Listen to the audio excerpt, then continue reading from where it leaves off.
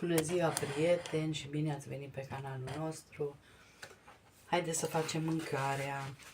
Astăzi fac o supă de mazăre cu găluște de făină și o să fac o fasole verde, care eu o dată pe săptămână trebuie să fac fasole verde cu din aia carne afumată, din aia puțin prăjită, și o să pun knochii ce i-am făcut ieri din gris, o să-i fierb și îl folosesc în loc de cartofi. Acum eu tai aici o jumătate de ceapă.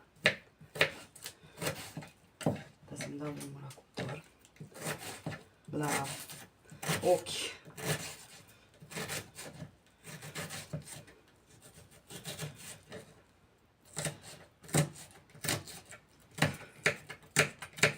Eu n-am proaspăte, tot congelate, și mazărea și fasolea.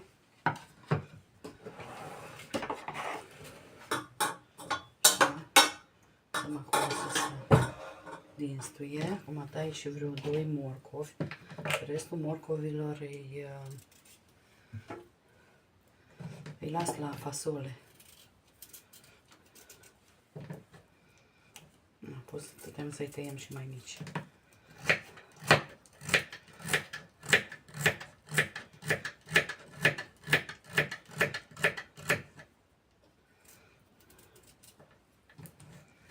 Am făcut de mult din asta supă de mazăre și am zis că trebuie să fac.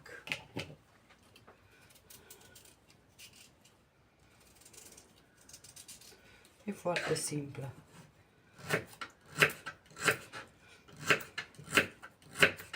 Dacă aveți supă de pui numai strecurată, fără tăiței, puteți să o folosiți la supa asta, sau cum pun eu un cub de supă. De data asta o să pun de pui. Atunci merge. Deci 2 morcovi jumate tai, nu tai mai mult.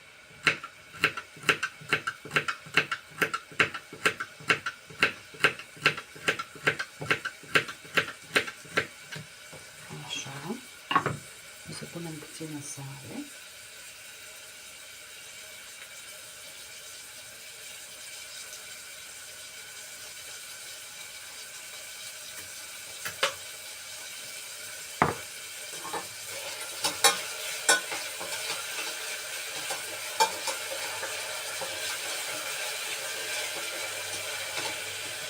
Și morcovii ca să-i destuim puțin.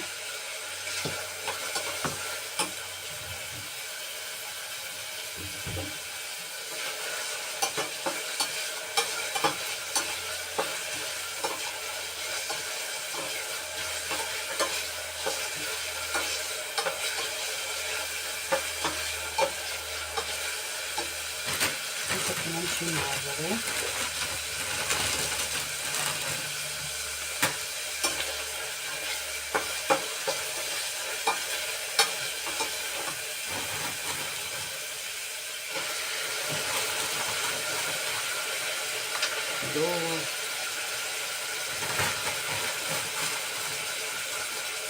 Cam așa 3 minute.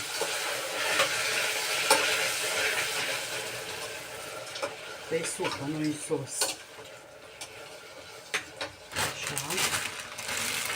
Asta merge în congelator înapoi.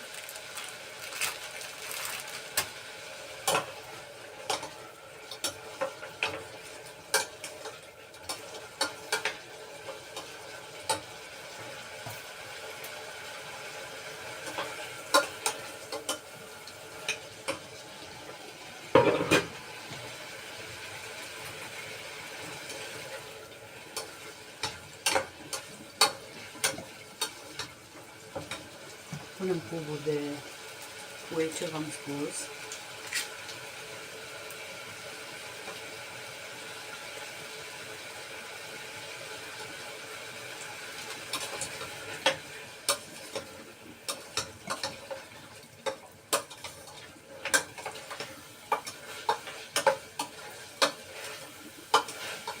Așa, și punem apă. Numai să puneți apă caldă, că altfel se întărește mazărea.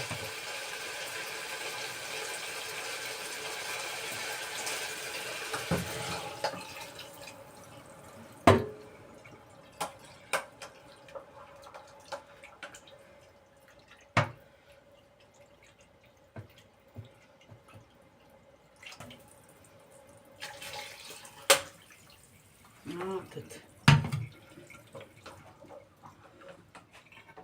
Și lăsăm să fiarbă și când mazărea și cartofii, că morcovii sunt fierți, atunci o să punem puțin mărar acum, ca să intre în ea gustul.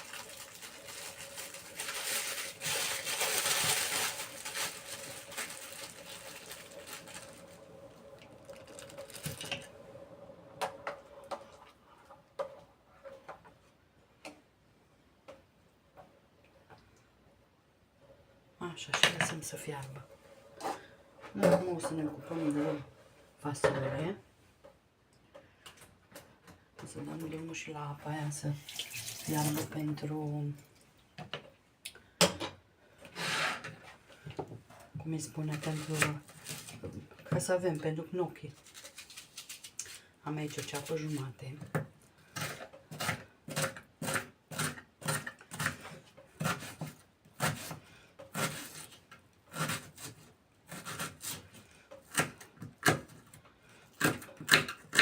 Știți că ceapa face mâncarea sau tocănițele bune.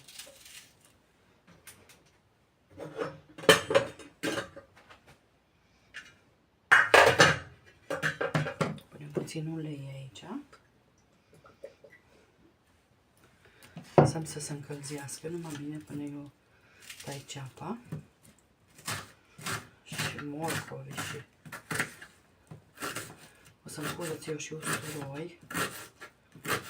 Dar pun multă ceapă, că vreau să iasă sosoasă. Dacă nu doriți, nu puteți să puneți mai puțină. Dar eu pun o ceapă jumate.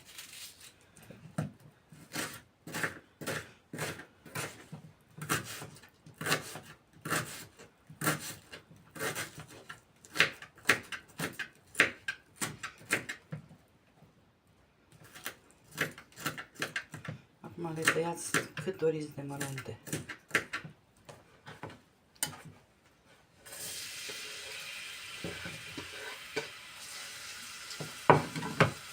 Punem sare. O să curăț și usturoi să pun, dar o să pun mai la sfârșit. Și acum morcovii. Eu morcovii las mai mari. Uite, așa îmi place mie să-i tai în mână.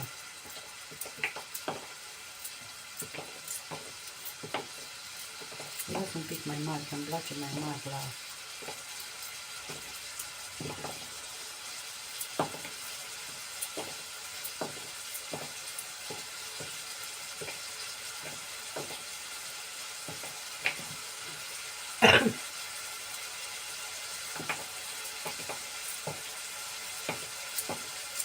Azi iară suntem numai noi singure. Azi e joi și joi totdeauna are fizioterapie. Dacă nu-i doamna în concediu.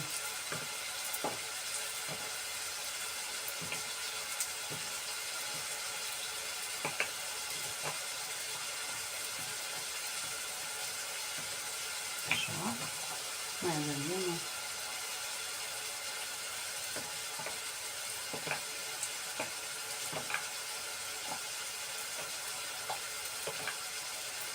Acum dumneavoastră tăiați cum doriți, pe fund de lemn, cum doriți.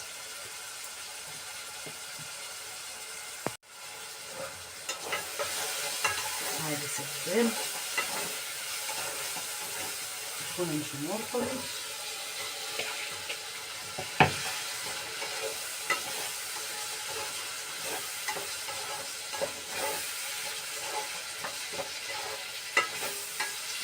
O să pun puțină buia.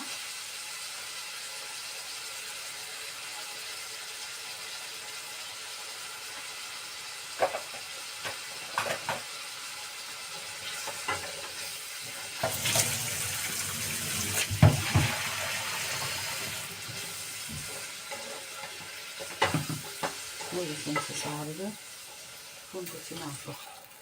Și așa mie îmi trebuie să fiarbă morcovii. Și pun apă. Atât.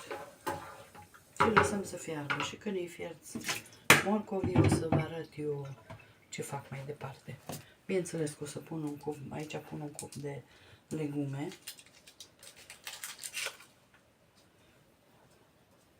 Și las să fiarbă împreună. Hai să vedem ce face supa noastră. Am dat pe ochiul ăsta mai mic. Așa ca să vedeți.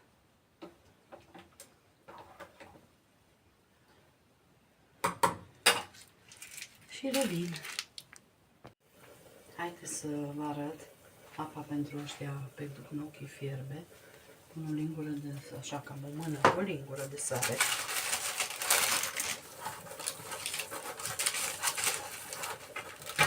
Și punem în apă. Acum să mai nimeresc, că ești de lungi. Nu contează.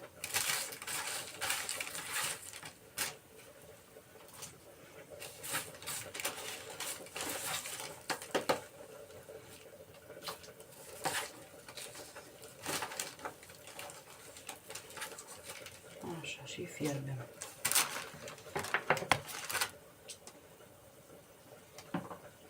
Lăsăm să fiarbă cam 15-20 de minute, vedem până să moaie. Și după aia vă arăt eu ce mai fac cu ei. Trebuie să bag câțiva și din ăștia lungi. Avem destui. Așa. Și lăsăm să fiarbă. Eu pe ăștia îi bolesc de aici. Într-o tăviță. O să mă duc eu să-mi caut o cutie. Haideți să vedeți că morcovii noștri sunt fierți. Și acum punem fasole.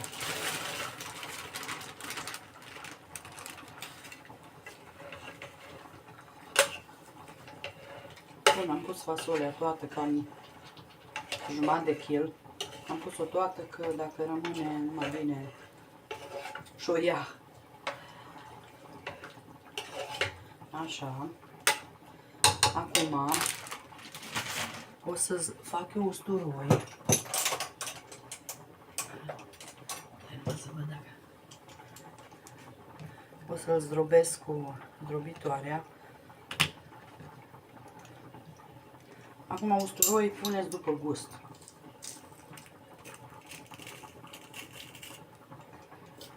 I-am zis că usturoiul pun când pun fasolea, ca să nu să rămână gustul. Mamă, ce tare! Și-a spertat de mică lui om.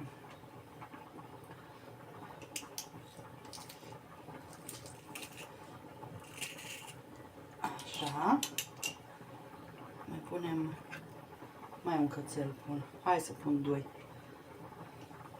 Să fie. Deci eu am pus vreo 6 căței mari.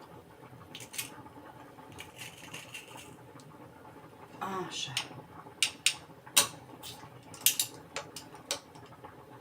Ok. Și acum amestecăm. O să gustăm de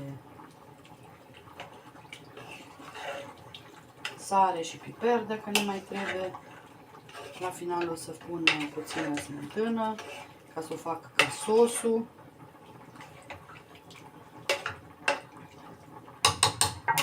N-am pus bulion, nimic n-am pus. Haideți vedem dacă mazărea e fiartă. Să ne ocupăm de găluște.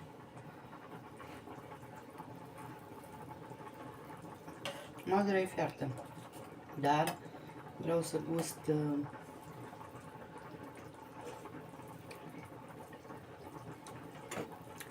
o să pun vegeta, că n-are destulă sare și ca să iasă bună un vârf de lingură de vegeta. Asta e opțional. Dacă nu doriți, nu o puneți. Așa. Acum o să mă pun să fac găluște dintr-un ou. Dintr-un ou întreg.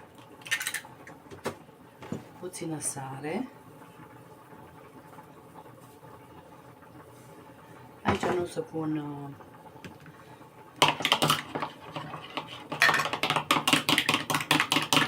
nu o să pun apă, că nu-mi trebuie multă.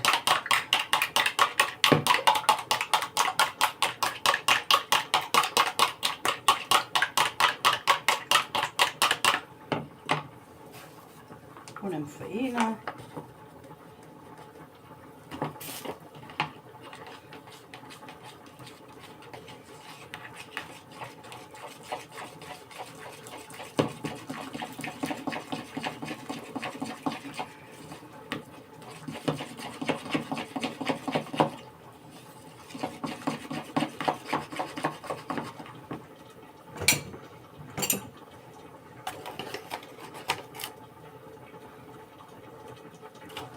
Măi, nu a fost așa mare, a fost mai mic.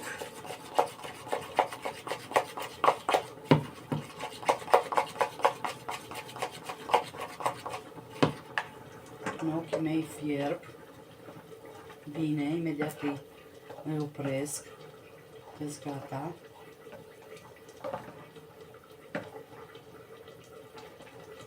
Și o să vă arăt ce fac cu ei. Și cu ei facem ceva, nu-i lăsăm așa.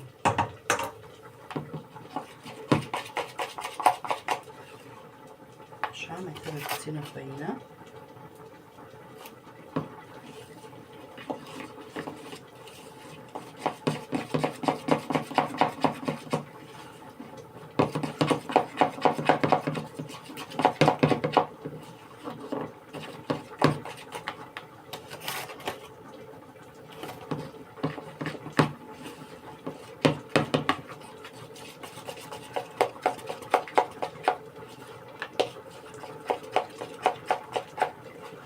Suficientă.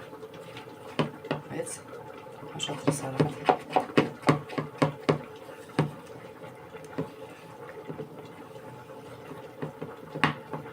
Acum o să-mi iau altă lingură și o să pun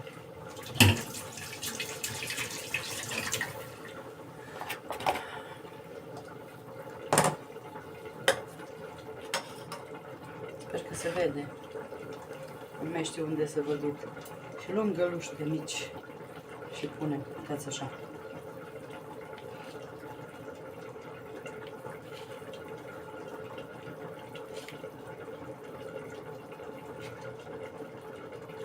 Acum cât doriți de mici, puteți să le faceți mici, puteți să le faceți mari, cum doriți.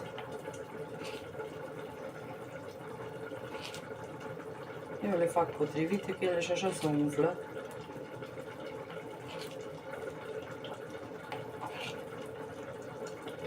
Înainte le făceam cu lingurița. Când am mâncat în Germania, că acolo le plăcea mici. Dar aici, acolo mai aveam stres mai mult cu mâncarea. Că nu mânca oma orice. Farfuriile trebuia încălzite la masă. Deci înainte să le aduc la masă, trebuia să pun apă fierbinte, să-mi fierb apă în fierbător, să pun apă fierbinte și să fie farfuriile fierbinți. Dacă avea microunde, le băgam în microunde, dar nu avea. Nu era rea ideea, că na, ea cu mânca mai încet, era numai bun pentru ea, că nu se răcea mâncarea. Dar na. Și acum lăsăm să fiarbă, mai o să pun eu mărar, ca să aibă destul mărar, că mărarul dă gustul. Și am să pun și aici la casolă. Să fiarbă și la urmă pun niște smântână.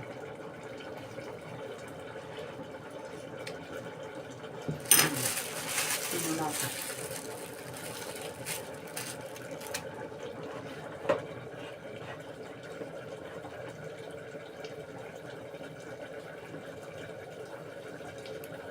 În ochii opresc și strecor.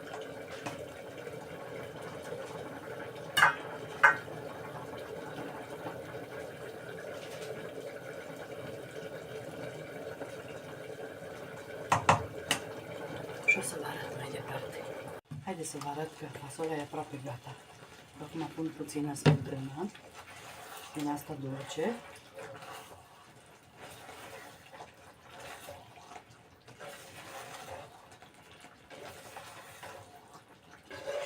Uitați ce sosoasă, ce fain a ieșit. Că e multă ceapă.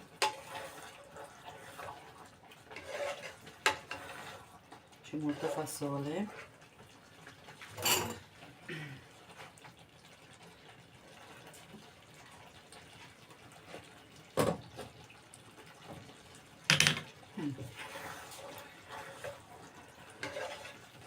Mai puțină smântână și e gata.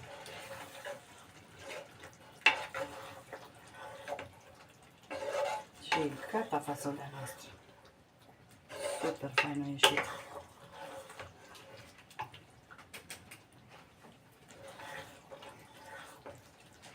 În 10 minute nici nu am avut ce face cu ea. Avem verdeață acum. Usturoi are destul, nu mai trebuie. Punem pătrunjel.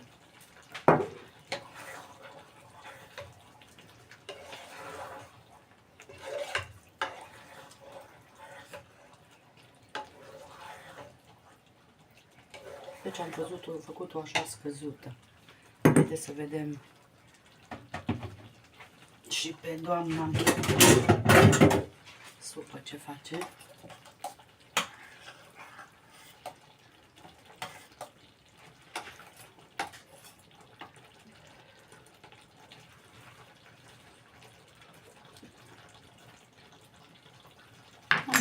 Bună-i! Mai un pic o lăsăm să fiarbă. Și gata. Să punem o smântână ce am aici. Înăuntru. Restul aici.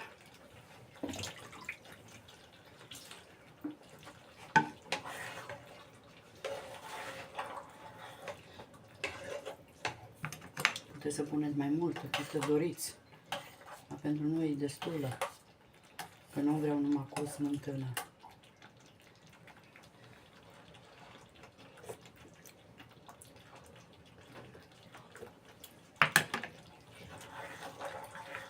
O să vă arăt eu mai departe ce fac. O să revin. Am puțin unt. Am o lingură de unt. Cam așa.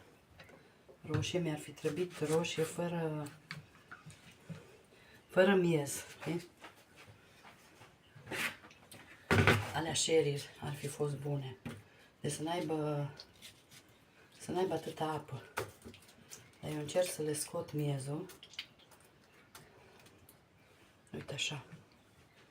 Cât pot. Alea sherry erau minunate. Numai nu avem.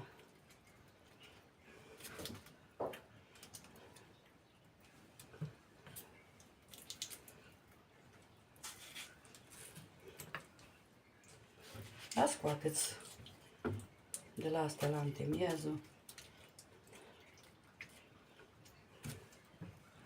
Aici mai am un pic. Adică partea zămoasă, cum ar fi. Aia cu semințele.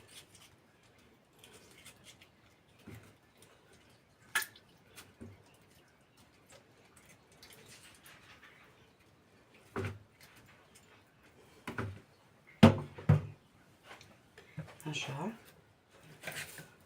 Acum le tăiem.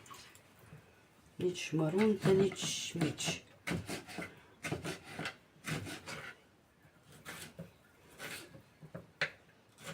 Am zis nici mărunte, nici mici. Nici mici, nici mari.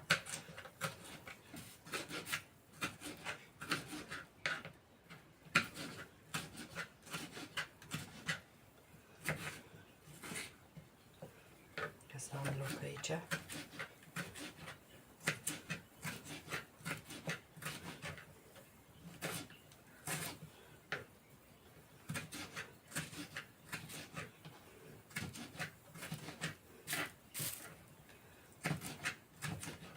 Mai eu așa le fac, numai asta, dacă aveți altă modalitate. E mai bun.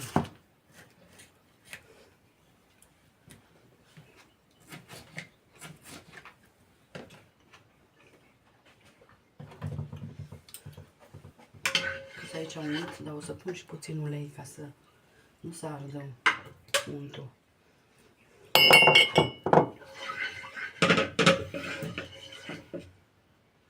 Să pun, am 2 căței de usturoi. Uite aici. Cea mai mare.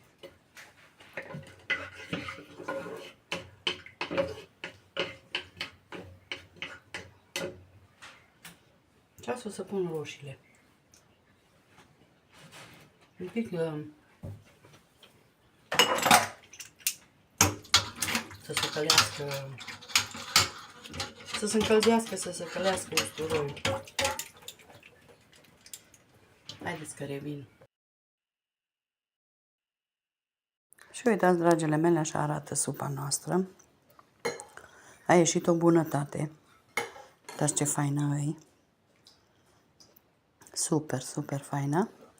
Și acum o să revin cu felul 2, să vă arăt și felul 2. Și uitați, prieteni, așa arată și felul 2 a nostru. Deci așa arată fasolea scăzută, așa arată gnocchi.